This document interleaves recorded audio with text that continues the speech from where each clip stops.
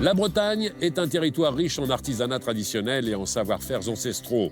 On va en avoir un petit exemple avec notre prochaine rencontre. Éric et son frère Loïc sont à la tête d'une entreprise familiale qui, depuis 1900, exploite et travaille le granit.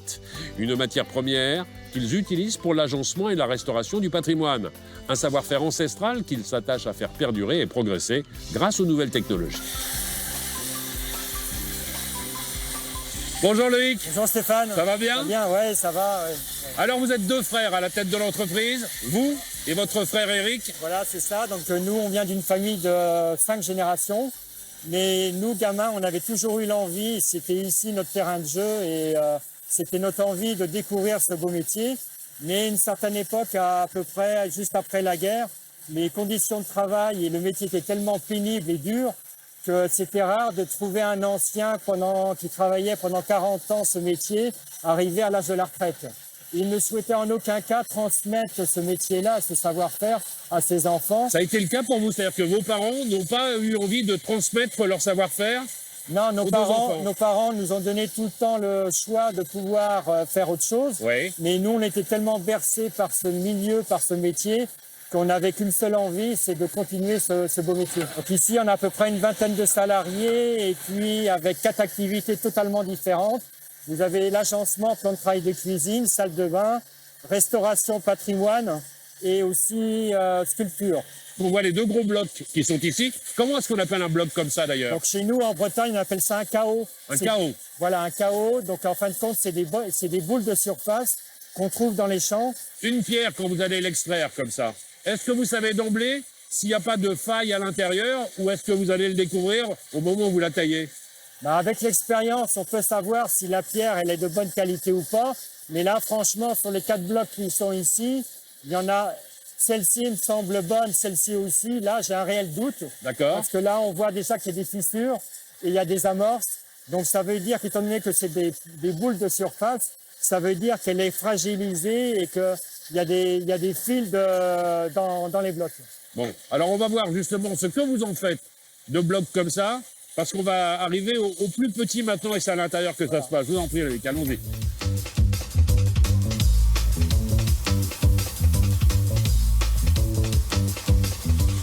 Ah bah là, il y a encore plein d'autres étapes à découvrir.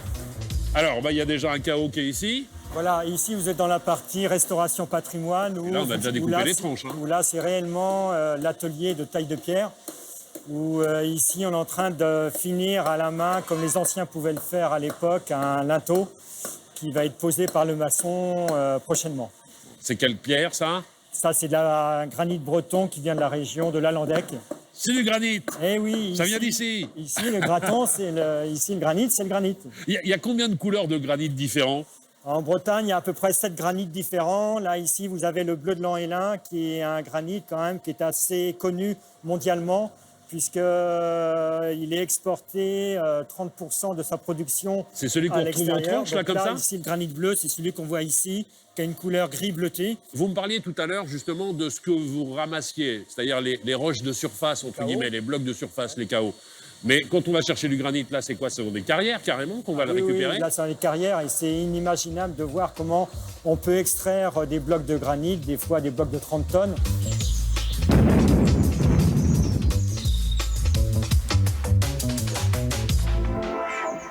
Quand on imagine ce métier, on se dit c'est un métier rustique, brutal d'une certaine manière, et tout est dans la précision, quoi. C'est ça un peu la particularité de notre métier. Ça veut dire que ça donne une image un peu d'une personne d'Obélix, gros, baraqué et tout. Bien sûr. Mais en fin de compte, pour travailler ce métier, c'est dans la tête. Tout est dans la tête. Et puis, c'est surtout se ménager son corps et surtout de travailler avec délicatesse. Hommage au pays breton avec la marinière qui est ici. Voilà. Et puis là, un savant mélange de sculpture, justement, entre des choses un petit peu gallo-romaines, comme ici, et puis après des choses qui sont un peu plus contemporaines. C'est-à-dire que l'idée, c'est que dans la sculpture ou dans l'art, il y a à peu près 2 ordres de technique et puis de savoir-faire. On peut avoir l'art parfait, comme dans l'art gréco-romain, où là, c'est vraiment les lignes et puis les formes, et surtout l'expression et l'anatomie qui est privilégiée.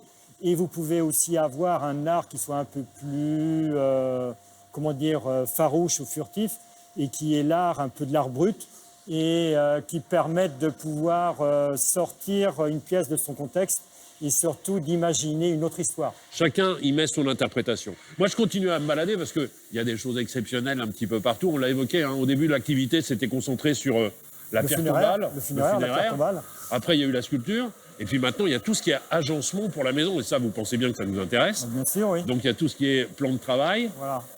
Ça, c'est quelle pierre? Donc ça, c'est un granit noir fin d'Afrique du Sud. C'est le granit qui a la densité la plus élevée au monde.